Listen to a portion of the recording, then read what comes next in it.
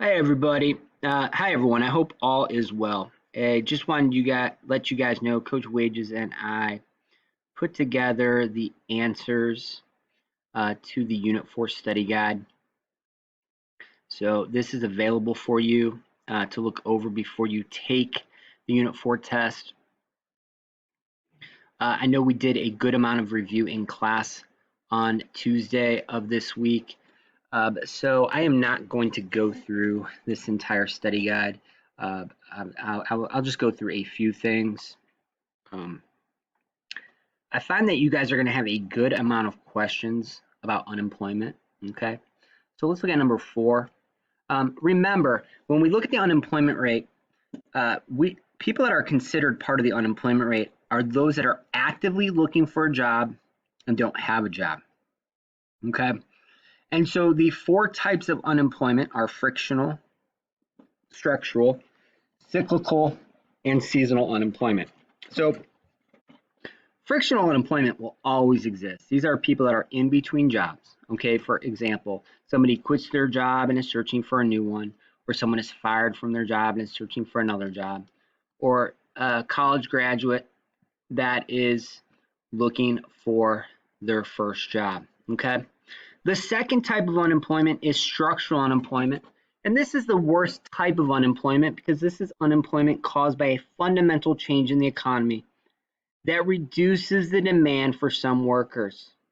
Right, the example I gave in class was when NAFTA was signed in 1994 during Bill Clinton's presidency, the North America Free Trade Agreement. Thousands of manufacturing jobs were lost here in the United States. So there was definitely um, the demand for those manufacturing jobs were reduced due to NAFTA. Or technology replacing a person's job would be another example of structural unemployment. The third type of unemployment, cyclical unemployment, is unemployment caused by a downturn in the economy. So you guys know that we have higher unemployment rates during that contraction phase of the business cycle. Okay. And we know that sometimes during that contraction phase of the business cycle, we have what's called a recession, right? A recession is when that GDP declines for 6 consecutive months or 2 business quarters. So people that are laid off during a recession or people that are laid off during a business slump or during a contraction, that all falls under cyclical unemployment. And the fourth type of unemployment is seasonal unemployment. This is unemployment caused by annual changes in the weather or seasons or other conditions that prevail at certain times of the year. All right, so we know that construction workers, right, in Minnesota during the winter months become unemployed. So that is seasonal unemployment, an example there, or lifeguards that don't work during the winter. That's another example of seasonal unemployment. Something else I definitely want to cover with you guys is the difference between cost push inflation and demand pull inflation. Uh, Cost push inflation it's very simple. It, it it's when business costs go up, okay? Or right when business costs go up, we know that the aggregate supply curve is shifting to the left. All right, and so when that aggregate supply curve shifts to the left, right, price levels go up and the prices of goods and services go up. So therefore, right, customer costs go up as a result.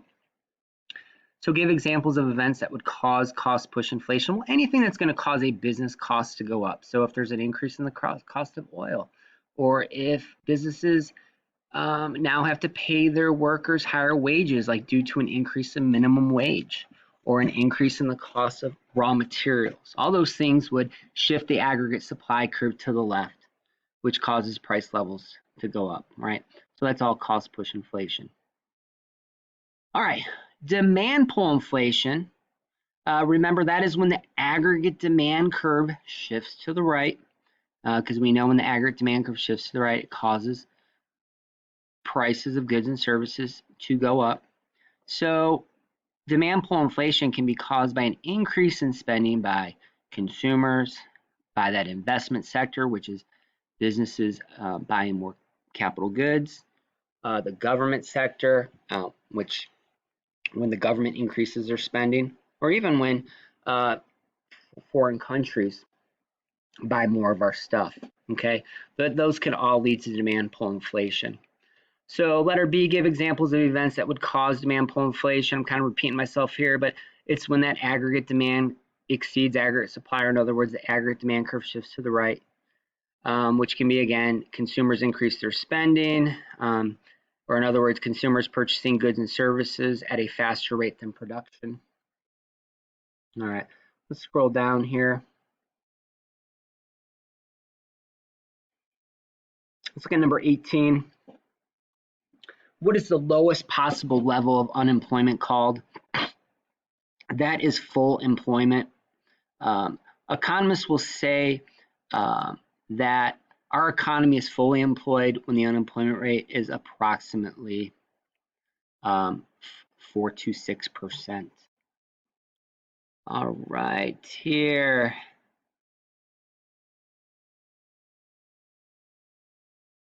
All right, let's look at number 25. What is stagflation?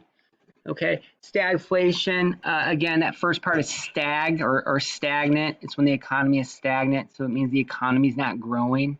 So that means that GDP is declining. And then that second part of stagflation is flation. Okay, so meaning, we're talking about inflation here. So stagflation is a combination of a stagnant economy where GDP is declining, combined with inflation.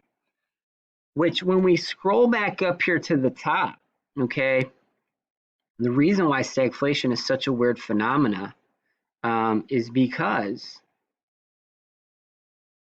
we know that if we look at number 1 here on the study guide, what part of the business cycle typically has low inflation? Well, that's going to be during a contraction, okay?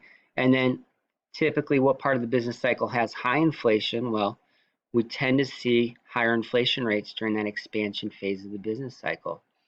And so that's kind of why, stagflation is, economists, like when they were looking at the economy in like 1973 and 1974, when they saw higher inflation rates and they saw the economy stagnating, hence stagflation, they were a little confused because they're like, okay, this is not what's supposed to be happening, because really we should be seeing lower inflation rates when the economy is contracting. Okay, and then let's look at number 2, and then we'll call it a day here with this. Number 2, what part of the business cycle typically has lower unemployment rates? Well, obviously you guys know we have lower unemployment rates during that expansion phase of the business cycle when the economy is growing and expanding and that GDP is going up.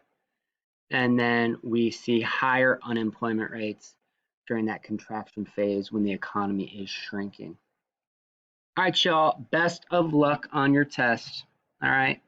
And there is the Kahoot game as well in the Unit 4 folder if you want to play that again before you take the Unit 4 test. All right, best of luck.